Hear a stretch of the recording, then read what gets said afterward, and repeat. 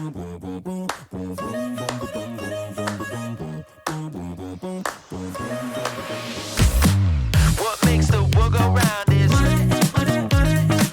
to another episode of ROI Mindset Podcast, the podcast made by entrepreneurs for entrepreneurs. I'm Rilo Tavares, your host, and today I have the pleasure of speaking with Eric Lee.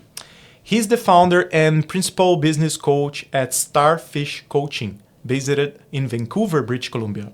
He specializes in business coaching, or even better, in coaching entrepreneurs, particularly those in the design and construction industries, helping them build profitable, scalable, and self-sustaining businesses. Eric has also recently launched a new co-working business called CoFunction WorkSpaces, and today he will tell us more about his journey as an entrepreneur and how to overcome the challenges that all of us face when running a business. Eric, it's a pleasure to have you here. Thank you so much for coming over. Yeah, thanks for having me, Murillo. I'm always excited to share my knowledge. So yes, I'm here to give, and hopefully I add value to your listeners. Lovely. We are really excited to have you here. So let me start asking, can you tell us a little bit more about yourself and what lead you to become an entrepreneur? Yeah, I really only had one real job, and then I realized it wasn't for me. I don't know if it's the genes. My family has been entrepreneurs. Both my parents are super entrepreneurs. They've only done business. I have 3 other sisters, and they're entrepreneurs. So maybe it is in the genes. I had one real job, like I said, and that summer it was really dead. Like it was right after school. I was trained as a architect and CAD technician. So it was a CAD job, that my first job. Sat there, they paid me like a salary. They paid me to just sit there and do simple little stuff because there's no work in the business. And it drove me out of my mind. Like I was just crazy bored. And for me, one of my highest values is my time and having control of that. So then I learned from another designer there all about this idea. This was, I think, I was 20, so quite young. This idea all about contracting. I was like, oh, that's kind of cool. You only get paid for the time that you put in, but then you get to control your time. I'm like, I love it. Sign me up. So I went to boss and said, look, you guys obviously is not busy. So why don't I just be your contractor? So you don't pay me for sitting around, and then I can go and find other clients. And that's how I kind of ventured into learning about this whole thing about entrepreneurship and doing my own business. The contracting work was great. I found more and more clients. They loved me, and so much so that, okay, let's open a company. Did that for home office for a while, and then got so busy again that I had to grow my business, took on an office, took on staff, and never looked back. That's fantastic. Yeah. And how was it at the beginning? Like when you had to start running after new clients, how was this journey for you? Do you remember your first client? Who was this first client? I do. Funny enough, I had my first clients when I was in school studying design. My parents, my mom was a huge advocate of me, of course. And my whole design journey is when I was in grade 10, I submitted a house design award and it won. This is high school, grade 10. Amazing. It won, and usually when you get affirmation of doing something well, you continue down that path. So I continued down that path as a designer, and when my family purchased their first building site in Delta at the time, I said to my mom, "Hey, Mom, why don't I design it?" And she's great. She's like a major advocate for me, and she's, yeah, sure, do that. So I did that. Of course, as a 17, 18-year-old, I didn't know building codes and all that stuff, but I did the creative part, and we hired a draftsperson to help us take it through the permits. And after that, she was quite proud, and she just told her friends about it. And I had my first clients in school. So my plan for school was, I was at Building Tech, BCIT, and I was doing the 2-year program. Then I was going to transfer over to a university in Eastern Canada and finish off my architecture degree. But because I was having clients, Ray, after BCIT, I was, maybe let's put this school thing on hold. Let's see what it's like, because I got clients already. So I never looked back after that. I just had clients, and Very organic. It wasn't like I knew anything about marketing or sales. It's just I was doing good work, and word of mouth traveled, and I just started building a client base. So yeah, that was my journey in the beginning. I would say very organic, right? Very organic, yes. It's fantastic. And when did you realize that you'd be a good designer? Well, Do you remember this yeah, moment? probably the grade 10 award gave me affirmation. But then I remember my first house, the house that we designed for ourselves. After it was complete and everything, I went up there. Drywall was in, painted and everything. And I went there at night after working at my mom's restaurant.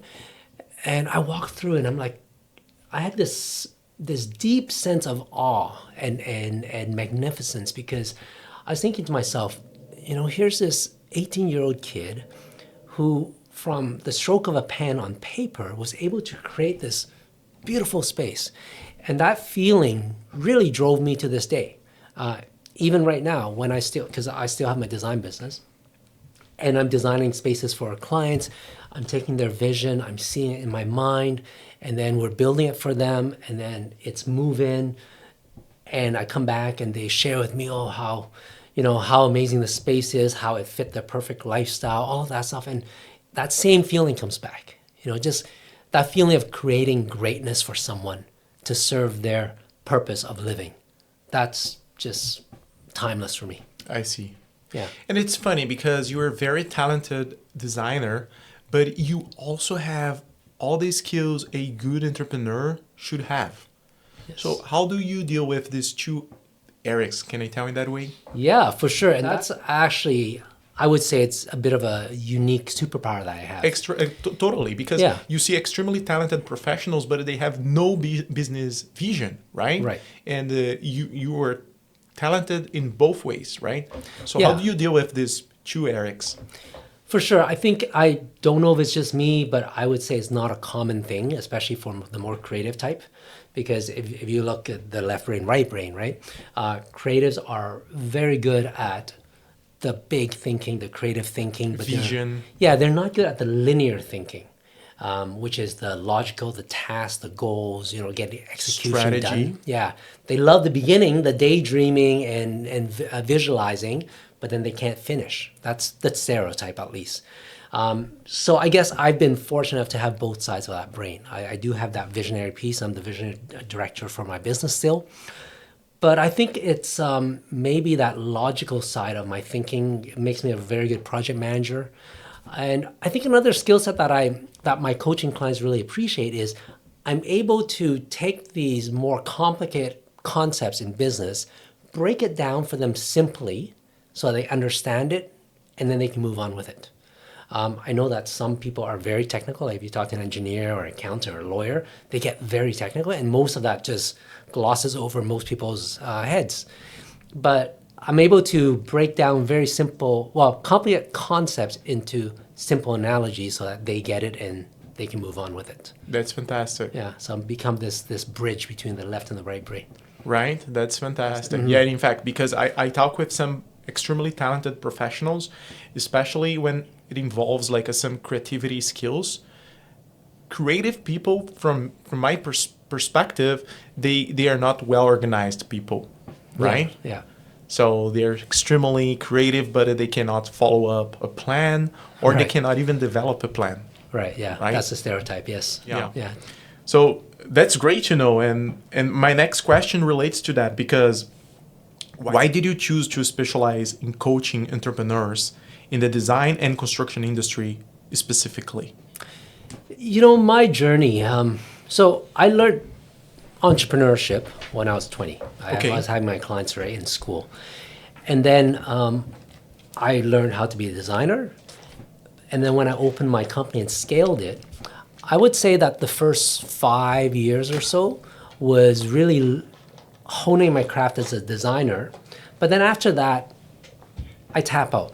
But there's this whole new education that I had to gain myself, which was being a business owner, being a manager, being a leader.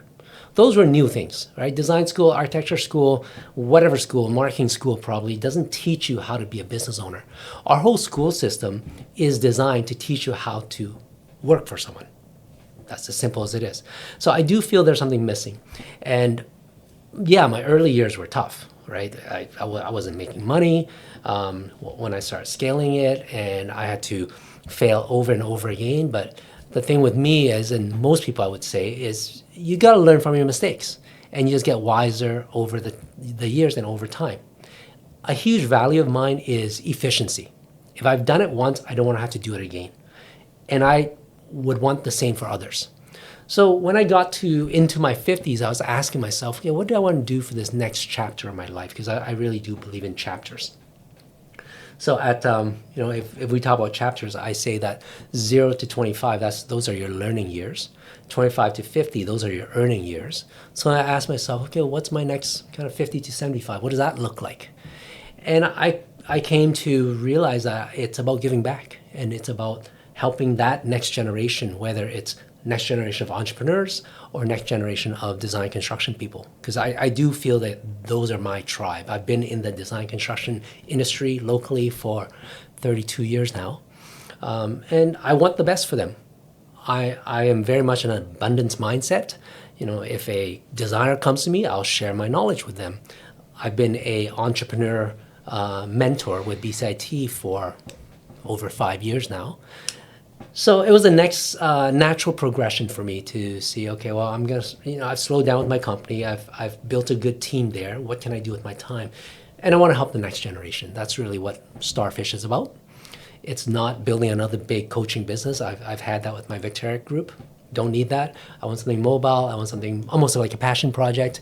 If I connect with that person and if I find that they're coachable and they need help, I'm there to assist. So that's what Starfish is about. I love it. From your perspective, you mentioned that the education system was built in order to make students to work to somebody else, right? Mm-hmm. So do you think with AI right now advancing and changing the world, this education system tends to change a little bit? Do you think giving information and providing information to everybody and making it available for everybody can change the way people see how they can use information? For sure. AI is going to change the world. And I think the question is, how do we keep up with AI, if we can? Because it's exponential, right? Technology is moving so fast. And if your question is more towards what can we do with our education system to keep up with AI advancements, okay, then that's a whole other realm we can get into. I would say that for sure we need to arm our people with tools, at least know how to use AI as a tool, because if you're not using AI, AI is using you, right? So we need to get on top of it and see, okay, what can we do around this new tool that we have and how can we master it? And where's the value that we bring? And again, this is a huge rabbit hole that I probably don't want to dive into in your podcast, but I would say that you have to look at what is the differentiating factor between us, humans, and AI. AI is great, and there's now agentic AI, which basically can make decisions for you. That's a whole huge scary thing. But what sets us apart is our intuition, our emotion and feelings, the way that we can read people, experience. Just this soft experiential stuff, quality that we have. AI doesn't have that yet. We don't know what happens in the future. Right. So I think if we focus on that and say, okay, this is where humans are good at, and this is where AIs are good at, then we might find this bridge between the new tool that we have. Right. Yeah. Yeah. I like what you're saying. Yeah. Especially because, my question is more like, okay, a school teach you what you do after school, and you're going to potentially go and work for a big company, right? But right now, information is there, right? What are you going to do with this information, I think, is going to change the future, right? Because right now, if you go to school or not, you might have access to the same kind of information, theoretically, right? It depends on the questions you ask AI or how you use AI. Right. So my question is, do you believe in the future you're going to see more people on the entrepreneurial side than people willing to work for other companies? That's a good question. Let me come back to that because you brought up a point which made me think. So the difference with school and AI, right? Because your argument is, well, the information is there. Previously, we got it from school. Yeah. Now we get it from AI. And the school used to train you to be an employee. Right. So I think the differentiating factor here is, yes, the information is there. Whichever source you get it, doesn't matter, the information is there. But just having the information is not good enough. You have to apply that information and experience it. Then you gain wisdom from it, and then you can execute with it or teach with it. I'll give you a simple example. Right. Analogy. I can get you to read a book on bicycling all you want. I can get you to read 100 books.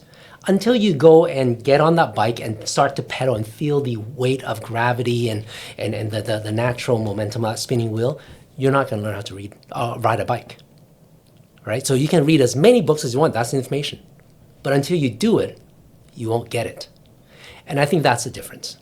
Unless we live in a world that's completely taken over by robots and we never need to experience it, that's a different story. I totally agree with you. Right. Yeah. As long as we're still here. It's the same for me from the marketing side. It's the same for you in your field. Like there are tons of information on the internet, but if you don't start applying it and experiencing like all the variables, you will never succeed, right? So experience and practice is the most important thing from my perspective. And I think that's, for now, that's the differentiating factor that we can have over AI.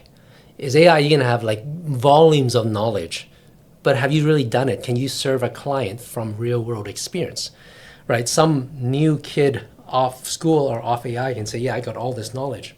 But if you're a client, you're still going to be judging the person. Have you done it before? Do you have a case study? Yeah. Have you helped businesses scale? Have you helped them succeed? Versus this person who's got 30 years experience doing it. You can't replace that yet. Yeah, I agree with you. Yeah. Let's see the next chapters, right? Mm-hmm. So, about coaching. So what are the most common challenges you see entrepreneurs face in the design and construction space? In general, businesses in the design construction world?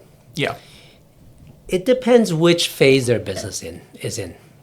Because I've scaled my business from basement home office to taking office and start having staff, to every little plateau.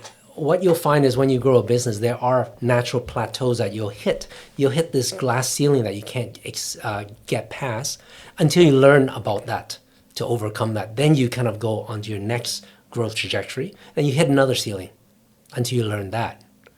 I've scaled my business up to 55 people. So there are definitely different phases. I guess when you ask me what are the struggles, that's maybe too general of a question.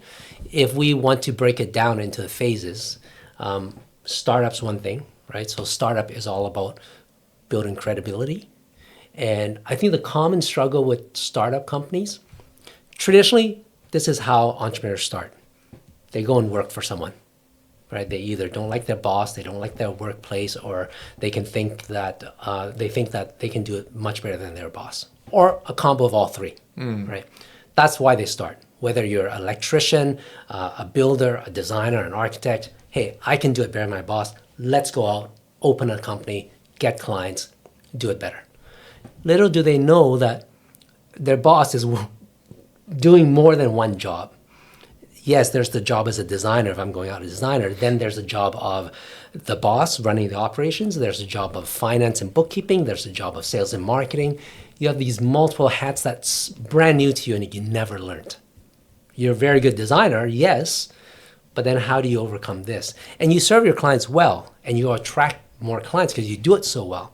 But then how do you scale beyond you?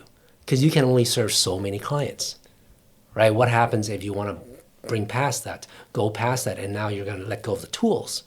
How do you let go of that even? You're just so used to it. So I think that's probably one major common roadblock for newer companies is to learn how to not be the technician, the operator, the craftsman, and be the business owner, the entrepreneur, the manager. And then when you get to the next phase, when you start to have staff, then it's about how do I delegate? How do I let go of my standards? How do I let go of my perfectionists? And how do I let people do my business? Because I need to be going to get more sales. I need to be billing clients. I need to do all this other stuff, these whole new job descriptions that I've never realized until I started my own business, right? So that's probably another major one. I'm really generalizing this for you. And then I would say the next common plateau, there's many plateaus in between. The next common plateau would be leadership. So there's a difference between manager and leader. A lot of people don't know this until they get to that position. And there's a difference between business owner too. So business owner, entrepreneur, manager, leadership. A lot of people get them all confused. But they're four very distinct things.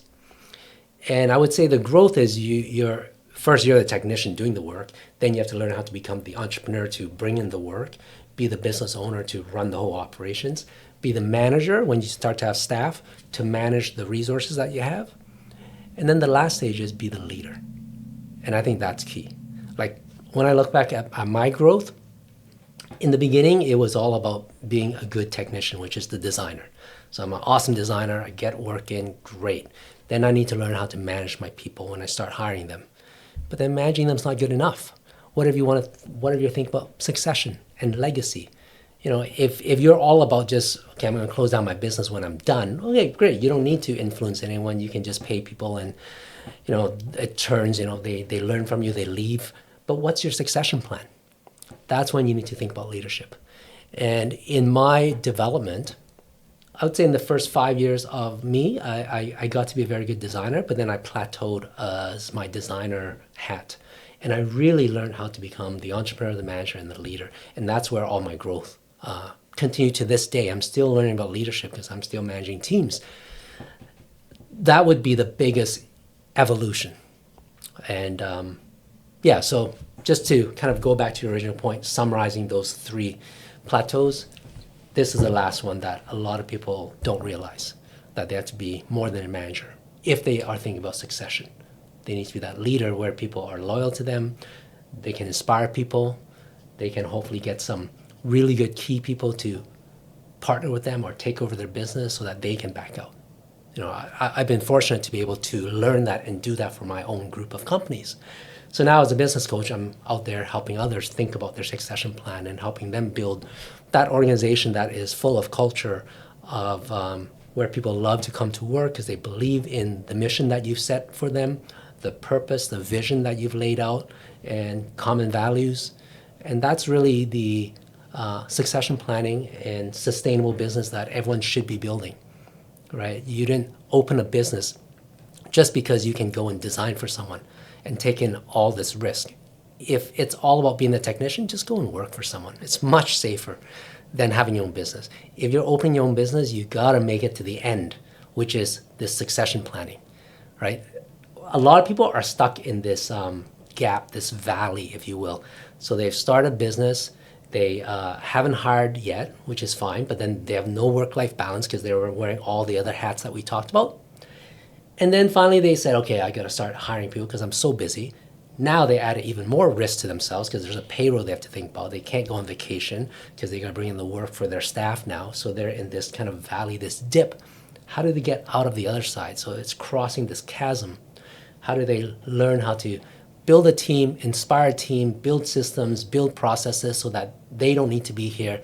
And this business that they've built becomes what I call the goose that lays the golden egg. If it can constantly generate revenue, constantly generate profit, and you don't need to be there, that is where business owners need to remember why they started. Most business owners started because they want time freedom, but also financial freedom. And they forget the financial freedom part. And actually time freedom because we're there wearing all the hats until they get to this side. Throughout this journey, and I love the way you describe it and break it down, where usually business owners fail the most? There's multiple failure points, and it just depends which phase you're at. If you were to generalize and summarize, I would say probably the saddest and the most devastating failure would be they forgot why they wanted to open a business. And they get drawn to this wearing multiple hats and this work-life non-balance, and they're just a slave to their business, right? If you're going to be, if you open a business just to be a slave to it, like I said, just go and work for your old boss. At least you can clock in, clock out, and then you're done. As a business owner, you can't do that, right? It's not, you're not like your staff. You're going to be answering the calls after hours. If something hits the fan, you're going to be dealing with it. That's just part of entrepreneurship. So you might as well get the benefit of it, which is get the time freedom, get the financial freedom. So what you're telling me, it's like it sounds like it's not a bad idea, right? And you please let me know if I'm wrong. But I would like to know your opinion about people who leave their jobs, they quit, right? They buy a van, and overnight they become, let's say, an entrepreneur, right? So he deals with his own schedule, right? He books his own appointments, and right now he works for himself. Yes. And this person might make, let's say, $200,000 per year, right? He's really happy. He bought a new truck. He can pay his mortgage, right, and everything is doing amazing. What is your advice for this person long term? Single person operation? Single person operation, or let's say he has an assistant, let's say. Okay. I would say that it really, there's not one solution for everyone, right? It doesn't fit. It depends, from looking at succession planning now, it depends where you want to go with your career. At the end of the day, when you're of age to kind of think about hanging up the hat, what do you want to be? That really, because for some people, being a solopreneur is great. You don't have employees. You can go on vacation once your project is done, right? You can take as much time off as you want. Very little overhead. There's huge benefits to that. But then others might not be right for them because they got to do with everything. They're answering the phones, they're paying the bills, they're writing invoices, they're doing sales marketing, all of that. So then you start to grow a team. So there's pros and cons. And yes, you can grow a team, and then you make sure that you have the overhead and stuff like that. But now you're tied to that direction that you've set. So get out of that through systems and process and hiring the right people so that your business can run on its own. Get out of the way. I think that's a big part, is that people get in their own way, and they forget about that. So yeah, advice really depends where they want to go. But if they are a single person, maybe an assistant, and they're making money, and that's a key thing. A lot of business owners choose not to look at their finances, right? They're like this, and they think that they're making money. But when I look at their financial projection and I normalize everything, like they don't pay themselves a regular salary. Let's say before with their boss they were getting paid $100K. Now because the company isn't doing well, they're taking out 10 grand here and maybe 25 here, and for the whole year they got 50K, and they think that they're making money. But once they factor all that out, they're not making money. Okay, well, why are you even in the business for yourself? So assuming they're making money and they have a steady flow and they have work-life balance, great. They've got a great setup. But check if those things are true. Right? Do they have work-life balance? Are they making a fair salary for themselves outside of what the company's paying them? See, a lot of small businesses think that it's one and the same, and I coach people on think of it separately. Yes, you are the business owner, but you're also the employee to that business. So pay yourself a salary and then take profit from your business. If you can do both of that, you've got a great business. Yeah, I think that's the biggest mistake is when they mix up like a personal finances and the business finances, right? Because they ended up like losing track of like how much money they're making, and the same credit card to buy materials is the same credit card to buy groceries, right? Yes. So yeah, that's a really good fact, and something that they should pay attention. Yes. Yeah. So can you tell us a success story of a client you have helped transform their business? Is there anything like that you would like to share with us? Yeah, there's lots. I think I can think of a couple right now. Construction business in Toronto, actually. They have a construction business. The wife is doing admin, marketing, invoicing, bookkeeping, everything. The husband is getting the work, so he's sales and consultation, and he's the project manager on site.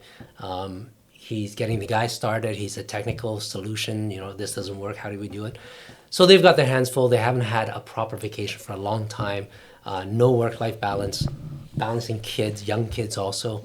And they came to me, and I did a deep dive discovery in their business, gave them a health check report to compare them against a healthy business so they can see where they're strong, where they're not.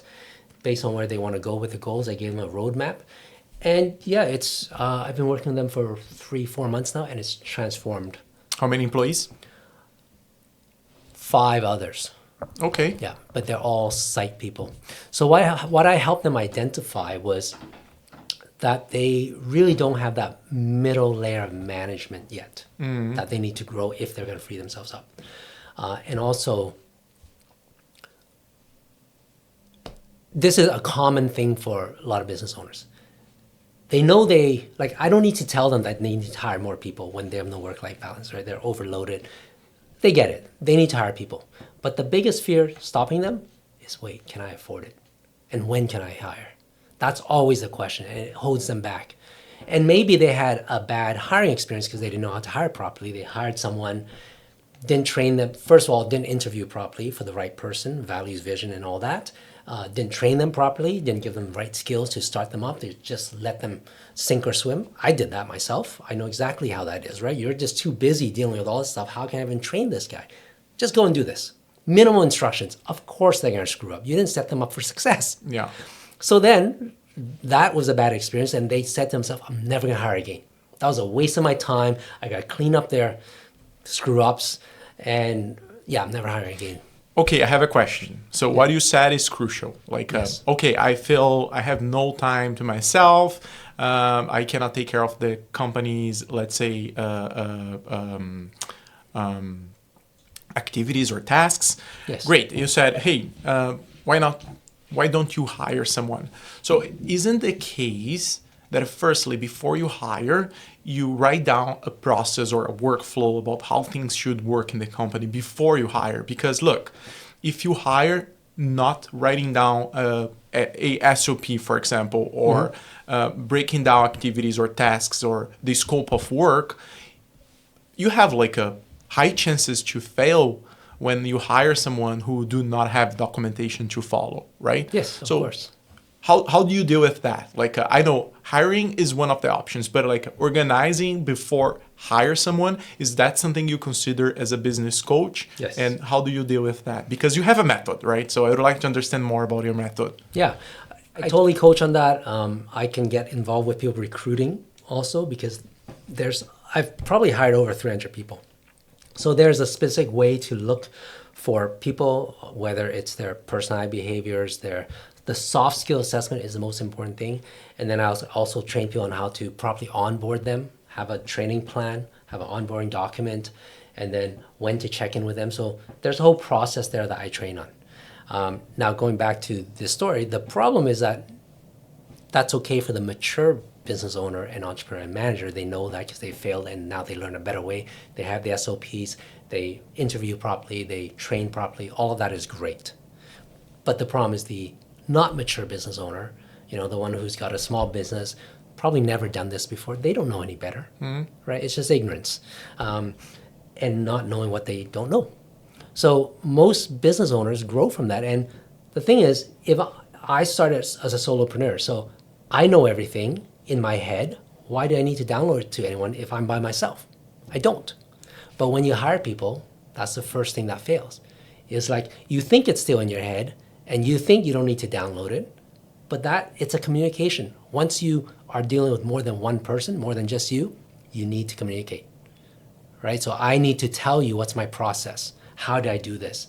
But then the catch is, as a busy entrepreneur, you're so busy running with your like a chicken with their head cut off, that you have no time to download, no time to communicate. So you're in this vicious hamster wheel, this catch-22 is okay, I don't know what to do, right? So I think that's a common struggle. But going back to my client, so basically they were stuck in this common struggle. It's okay, I know I need to hire, but then when do I do it? How do I do it? And what if I can't afford it? So what I did was I did a whole financial projection for them. I looked at their finances and I looked at the organizational chart, right? Him, his wife, his 5 members, and I realized, okay, there's this missing gap in terms of your human resources. So I said, okay, first you need to hire a project manager to relieve the business owner, the husband, from always being on site. The operational side of Yes. the business, right? Because his time is better spent getting more work, right? And then you hire the admin to help the wife get out of the business, or not out of the business completely, but alleviate her from it so that she can do higher value work. And yes, that's understandable. Now I've told them what to hire. Then the question is when. So I projected their finances, and I basically said, okay, look, based on my projection here, if you can grow your revenue by 5%, then you can afford your project manager. And that was a simple thing. Very feasible. Yeah, very, very, very understandable. Totally. And he says, oh, 5%, okay, well, that's only like, if I just get another job, I got it. And then there's this clarity for him. It's like, oh, okay, now I get it. Yeah, I just need to focus on this. Yeah. So I've been able to break it down for them very simply and just give them one focus, one simple, singular focus. Yeah, and it's kind of like it makes sense because the time he's currently spending on site supervising his team, Yeah, he would be outside like making sales, closing deals, right, and bringing more revenue to his company. So Totally. I think the project manager actually would be for free, if I can call it that way, if I can say that way, right? Yeah. And not only that, like one of my beliefs about good organizational design is a very simple formula. If you allow your staff, you're starting with yourself and your staff, to do what you're good at and to do what you love, you found the perfect intersection. If I want to empower a high performance team, all I need to do is look at my team and find out what are they good at, what do they love, let them do that. Because if I let you do what you're good at and what you love, you will come to work every single day loving it, and your outputs will be good. So the company benefits, and I have a positive, happy culture. Why not, right? So that's really as simple as this when you are trying to design an organization that fosters really healthy culture, is let them do that. So going back to a business owner, they're wearing multiple hats. Some of those hats they don't even love, and they're horrible at, but they've learned how to be good at it. But it's still taking away or giving them negative energy, right? Because they don't love it. Once I free that up and someone else takes care of it, they're like instantly happy again. And this whole burnout that is very real for business owners is going to slowly subside. Because one, they're doing things that they love already, so they don't feel like it's stress. You know, Simon Sinek says it best, work that you love is called passion. Work that you hate is called stress. They're both work, but how do you perceive it? That's the key difference. Fantastic, Eric. Right? Yes, fantastic. Because the business owner and also the employee, they might not like all the hats they wear, like throughout the process. But if they can wear only the hats they like, Yes. your turnover is going to be really low. The quality Yes. of your work is going to increase. Business owner and employee will be happy. Exactly. And I have a real life example. That's exactly what I did for my Victoric group of companies. That's why we have huge tenure, we have a great culture, and I'm not running the operations anymore. I've been able to free myself up, and my managers love it there, and my staff loves it there, and they're running it. So that's really where the business owner who started from, hey, I can do it better than my boss, to succeeding himself in the business, that's where they need to go. They need to cross this chasm to learn how to get there. And you know, my role is to help them get there, teach them what they don't know, and keep them accountable. That's what I did for this husband-wife team, is now they're slowly on track to do that. They're starting to systematize, they're starting to write their SOPs. They've hired the project manager already. They just hired their admin assistant, and they're on track. Fantastic. Yeah, makes me happy. So, Problem solved. yeah. Yeah, that's great. I love it. Very successful story. Like, thank you for sharing with us, by the way. Yeah. So, let me ask you some other few questions now related to social media, right? Because I know you're like a kind of like a tech savvy guy. Mm-hmm. How has social media changed the way you connect with potential clients? You know, it's interesting. Yes, I love tech. I like to be in the know with tech, like with AI and all that stuff. The latest apps that makes, and I like tech more for productivity because I have a huge value for productivity. So I like that. But I have to be honest, and although I coach on sales and marketing, I still have to be honest. I just do not have time for social media. It's great and it works for a lot of people, especially if you put the time into it, you will get business from it. I always coach my clients to say, keep a presence on social media. I wouldn't say, for some people, they can directly get leads. I would say for a lot of people, it's more about the presence. Okay, so the way I like to describe social media as an analogy is, if you're talking about no tech, no social media, how do people find you, right? They walk on the street, whether it's Kerrisdale in Vancouver or, I don't know this area here, but a mall or something like that. They're walking down the street. How do you differentiate yourself from the next guy, and the next guy, and the next guy? It's your storefront, right? The retail stores before, Hudson's Bay, and the old way of doing it was putting this very extravagant storefront display, right? That's how they did it. And that's exactly what social media is. So you don't expect a client to just walk directly into your store without scoping you out first. Social media is that. They're going to look through your reels, look through your posts, and see what you're all about. So yes, do have a presence and clean up your social media. Get it on the right message, the right target client, speak to them, all of that stuff, because that's your storefront. They're going to be prejudiced to you and what it looks like there before they call you. I remember when I first started my business, I didn't have a website. I was just way too busy working out from home. I didn't know anything about marketing. When I finally had a website, and when I finally put my house designs on my portfolio page, it made a world of difference. Because previous to that, people might call me and they're like asking me, well, what are some examples of your work? I don't have any. Oh, okay, well, how can you have trust, right?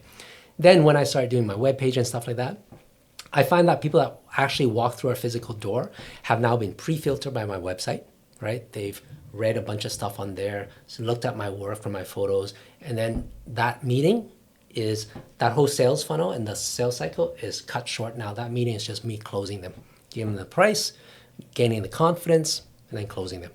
So that's the difference. Same thing with social media. What you're saying is literally like you create authority through your website, right? So people knew you somehow, right? Maybe it was a recommendation from somebody else, but if you don't see that you exist in the digital world, yes, they might not trust you 100%.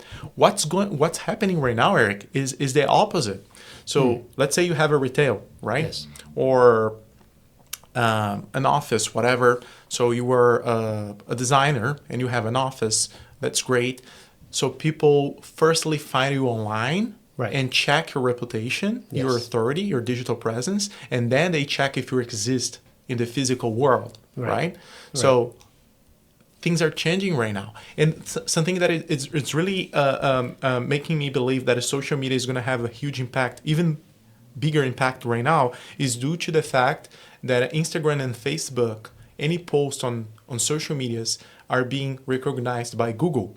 So if you talk about, let's say, housing or real estate, or let's say marketing or design, so every post is going to be recognized by Google. So your social media is going to be as important as your website, right, in terms of digital presence. Right. And I will go even further, because right now I'm working with my clients to improve that side in terms of marketing. So the AIs as a search engine will recognize also your social medias, right? So everything that you post will be recognized by AIs. So it doesn't matter if you have a beautiful website. Yes. So you also need, is a must right now, right, to have a social media where you post content so that people can say, oh, his website is nice. Let me see what he does in his social media. So, okay, social media, check.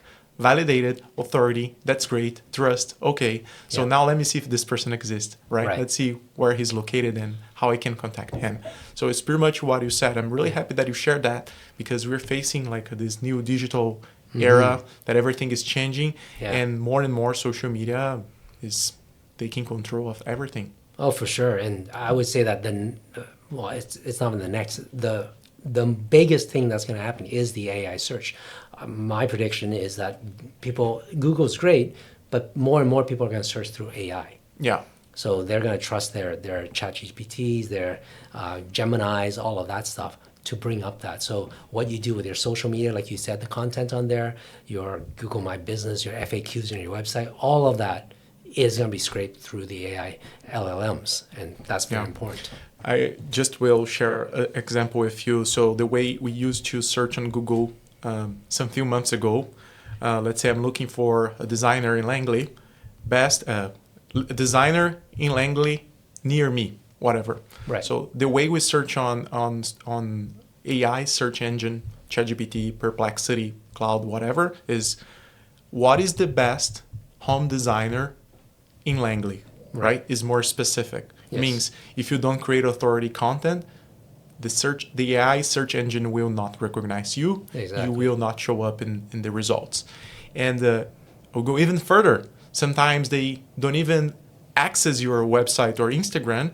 They take decisions based on what AI is telling you Right. about your brand. Exactly, yeah. Right? So, and they see your phone and they call. Oh, So yeah. we call zero-click lead, right? Because this Right. person never accessed your social media. So everything is a collection of information that AI provided. So Yeah. it's going crazy. Yeah, there is huge trust that people give to AI now. You know, like I have friends that love their ChatGPT, like love as much as a human being, right? You know how that is. It's just crazy. And yeah, because of that love and what AI has done for their life and simplified their life, they've transferred that trust to them. And whatever the AI says is It's true. Right? It's like scary. You still have to check it sometimes. Yeah, I had issues already because I was about to change. I was about to buy a lamp, and AI gave me the wrong reference. I bought the wrong product, right? Based on right. AI's reference. Right. So we need to double check, like 99% of the stuff they tell us. So Yeah. it's important to check always. I totally agree with you.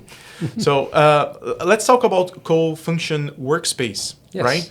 So tell us about your newest venture and what inspired you to enter the co-working space. Yeah. You know, CoFunction is really an extension of my mission at Starfish Coaching. My mission at Starfish Coaching is to help that next generation of business owners, especially design and construction. When I was doing Starfish Coaching, it's been 6 years now actually, as I coach more and more people, I realized there's a segment that I can't help. And that's the startups, typically up to about 3 to 5 employees. It's hard because those type of businesses, unless you have a huge investor behind you, they are still bootstrapping their business. They have no budget, right? They're just barely scraping by. They're probably not even paying themselves. So how can you ask them to pay for an expert to come in and help them? Like, they probably, well, we know that they need it. Whether they know it or not is a different story. But we know that they need it, but can they afford it? So I can't help that segment. And then what I also realize is that segment hasn't failed enough to know that they need an expert. Okay, they're still trying to do it themselves. And I was exactly like that, so I'm not judging anyone here. I was exactly like that. I had no money. I had to fail myself, learn it, and then I got smarter. And then I started looking for mentors when I was growing my business because I know, okay, I just don't know. That's the same thing. So when I looked at that segment, I said, okay, well, how else can I help them? And so for me, it's about giving back to the community. It's about helping the next generation of entrepreneurs. CoFunction, I designed it exactly for that. That's why it's a co-working space, yes, but it's focused on design construction. Our industry is one of those industries that can't do a whole project by themselves. So there's no one company that can do a whole project. You have to collaborate. Whether you're an architect, a contractor, an engineer, a trade, running the wires, all of that. So you have to bring them in. So it's collaborative by nature, right? And that's what I'm about. I want to build a community, a collaborative community with CoFunction, where if you belong to the community through our workspace and our events, you get a chance to build connections. If you're a startup, you need the connections. Right? It's not like I've been 30 years in the business. I don't need any more connections there. I have my set of trades. I have my clients. I have all of that stuff. So it's not so important for me. But for someone who's new in the industry, let's say you're a builder, you need to find good trades. You need to find people who will refer you, like an architect or a designer, work, right? So you need that. And a lot of times you need to pick someone's brain, right? It's like COVID has shown us that we do not work well at home, especially the creative type. I talk to so many designers, I coach a lot of designers where they're just bored out of their mind. Creative people are collaborative by nature. They want to run ideas by people. They don't want to stare at a wall. So if you're working in a co-working space and right beside you, let's say I'm an architect, right beside me a structural engineer, and I'm designing this really funky design, I can walk down to there because I've built a relationship with them and say, hey, I'm thinking about this roof design. What do you think? So now I'm tapping onto their knowledge, right? And then I can go talk to the lighting designer. I can go talk to a contractor. How would you build this funky roof, right? Maybe there's a roofer there. What kind of project is there? So we become this really nice community, this village that co-support each other through referrals, through knowledge base, just through good conversation, right? Because we know our struggles in our industry. That's what I'm trying to build with CoFunction. And on the entrepreneur side, to help them with that, the biggest problem with, I would say, startups and entrepreneurs is it's hard to build credibility, right? We talk about social media, we talk about website. Yes, that builds credibility. But what happens when you bring in a client to sign that contract? Are you bringing them to a cafe? Are you bringing them to your basement home office? Where's the credibility? What if you can tap into a large office without paying the 5-year lease and committing to that, without paying the big renovation costs to have an office? You know, you can't justify, if you're like 2 people, 3 people, you can't justify leasing 1,000 square foot space. So that's the thing that I'm trying to solve with the co-working piece, is if you as a startup and solopreneur, if I can give you with one simple monthly price that covers your rent, covers your furniture, covers your fiber optic internet, your kitchen use, your utilities, your cleaning, janitorial, all in one price, wouldn't that be a much simpler way and mitigates your risk? Because now you're not tied to 5 years lease. You know, my minimum term is 3 months. After that, you give me 1 month notice, you're out of there. You can either leave, go back home if you wish, or you can scale up because you hired a new staff. You can move to a bigger office. You can scale down because economy is no good. There's huge benefits to that. You know, so yeah. I think you are so precise when you define this business model because you resolve many problems this niche has been facing for a long time, right? Your idea behind the scene is, hey, if you're a home designer or if you're a contractor, a trader, a roofer, you have better chances to succeed if you are interacting with other companies in the same niche or industry. Yes. Is that the concept? Yeah, because you're co-supporting each other, right? The builder will refer you business if you're a roofer. The architect might refer you as a roofer, but they'll definitely need a contractor to bid on for their projects. So there's this symbiotic relationship that we have to have in our industry. You cannot do a project by yourself. It's just impossible. And actually, if you consider the leasing price or the renting space price, it's the greatest deal ever.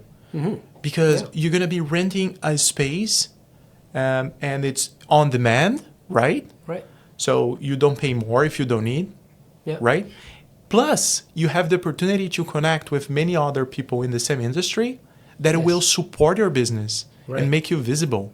Yeah. So I think if I would be a home designer or a roofer or a trader or a contractor, I would not lose this opportunity.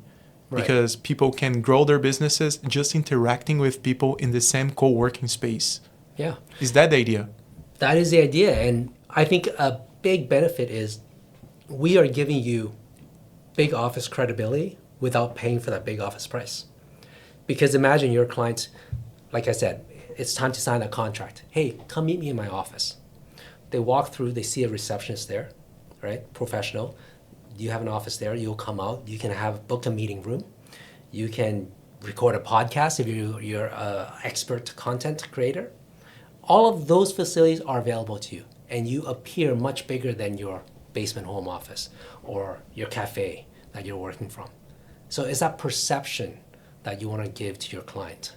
I totally agree. I think you are so precise into this business model definition. Eric, tell us how people who are watching us right now can contact you or your team in order to check any availability for an office? Yeah, for sure. CoFunction.ca is our website.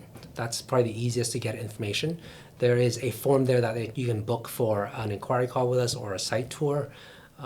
We have regular events. So there's three components to CoFunction. There's a workspace. That means private office or dedicated desk. You can rent that from us. But that's not the only way to tap into our community.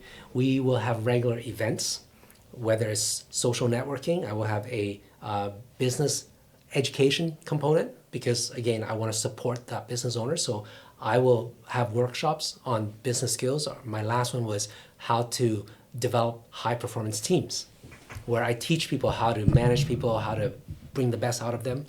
And then there's going to be ongoing education, industry related. So if there's the latest lighting trends, I might bring in a lighting designer to talk about that, latest kitchen trends. So everything to support the growth of that business owner. It's an entire ecosystem. Mm-hmm. Exactly, yeah. That's right? What we're trying to create here. I love it. Yeah. Who had this idea? Started here somewhere. I don't know. It just kind of kept on growing and refining, like any idea, right? It's not like, okay, here's one idea, we're done.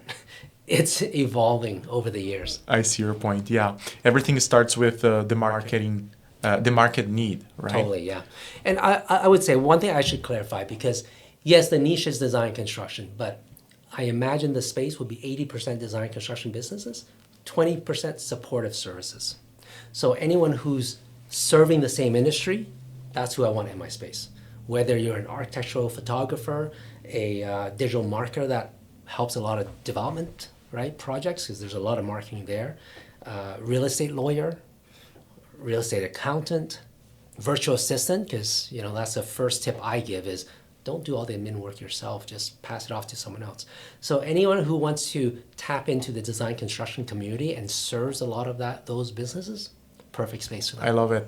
So the first office is in Vancouver, right? And I heard you guys are expanding. Yes, that's the goal. So once we can get this one done, then we want to expand into multiple locations fairly quickly. Let's see where it goes. Lovely. Yeah. Great.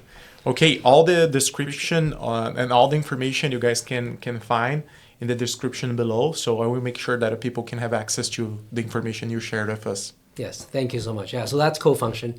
And Starfish is starfishcoaching.net. So you can find me in either one of those. Got it. Awesome. Eric, I would like to keep talking with you for like hours and hours and hours, but I need to ask you some few more questions. I don't want to take your time. So what advice you to give to someone who is thinking about starting their first business? Wow, okay. There's a lot going on in my head. I would say the general overall advice, if I had to pick one, is to make sure it aligns with your passion. That's my motto in Starfish Coaching, is because if you can find something that you're passionate about and that you really believe in and feel purposeful about, that's what's going to ride you through the dips. So, in business, you build your business. We all know that it's an emotional roller coaster. It's high because, you just signed your first contract.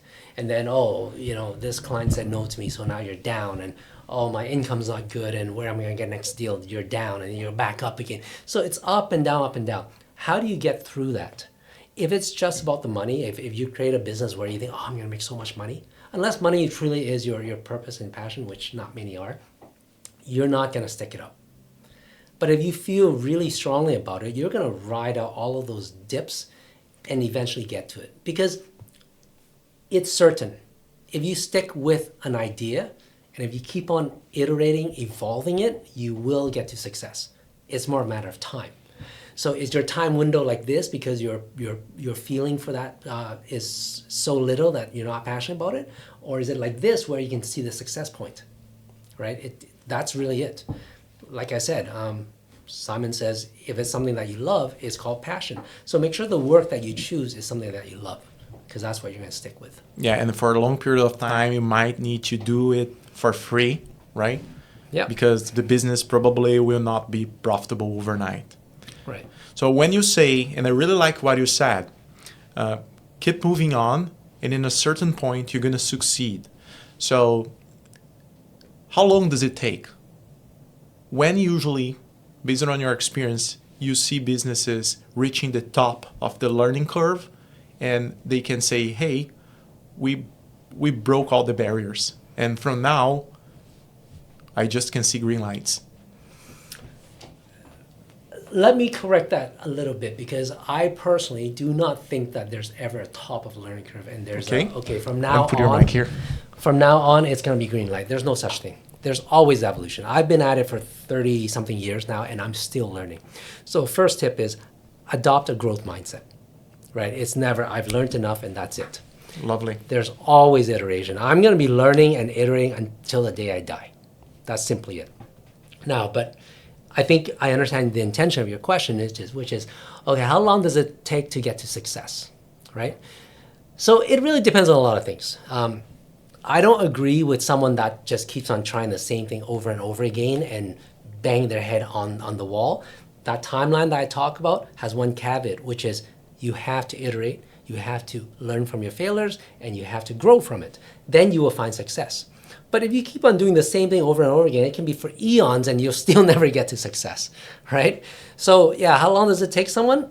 It depends. It depends on your growth rate, how quickly you can learn from your failures, how quickly you can leverage someone else's experience, like a coach or a mentor or someone who's done it before in your industry. You need to tap all of that in, and the more you do it, the quicker you will learn. And my tagline in Starfish Coaching is turbocharge your success, and I really mean that. Because of the years of experience and my knowledge, I can turbocharge someone's success rather than them doing it themselves, right? So it's more of that question. But I think if you've been at it for like a few years, usually if you look at stats, the first year to 2 years, maybe even 3, is the biggest failure rate for any new business. A lot of new businesses start, but a lot of them fail. By the time year 3 and beyond, 5-ish or so, that's when you kind of start to cross over your first hill. There's going to be many more hills, but that's when you kind of feel, okay, I think I'm safe. Now there's these plateaus that's coming up that you don't know about, but you'll discover that. Right. But at least there's some comfort here. So if you're looking for a number, maybe after year 3. I like it. Yeah. That's what I heard from most of people that I asked the same question. So the first 2 years, it's literally a nightmare, right? So there is no good weather. So yeah, you got to stick with it. 100% uncertainty is the darkness side of entrepreneurship. Yes. And if you keep adapting, and I think what you said is amazing, because you might have a business plan in your mind, or you might have a business model in your mind, but you must listen to your client, your audience. And your audience is going to give you guidance to adapt and make it better. So next month, you're going to come with another idea, another product, and then you're going to start adapting until you find your happy path. Exactly. Right? So I also agree with you that that's the journey, right? It's not easy, guys. It's not easy. No, it's simple to explain. It's not easy to execute. Yeah, because like I will talk about my own experience. Like really good weeks, another week not really good, another really good week, and the next week terrible. And you start asking yourself, hey, am I doing the right thing? Yeah. I think you also experience that kind of stuff. So, and you start asking yourself many questions, right? Totally. And when you start asking questions to yourself is when you evolve. Yes. Yeah. Right. Well, when you ask questions and you learn from it, that's where evolution happens. Yeah. Yeah, And you you apply it. Yes. That's a good thing. You have to apply it. Yes, it's like reading that book on bicycling. Exactly.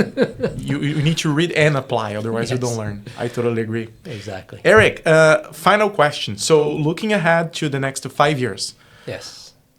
what are your goals and plans as an entrepreneur? Well, I know for sure I won't be retiring. I tried that. I thought I would.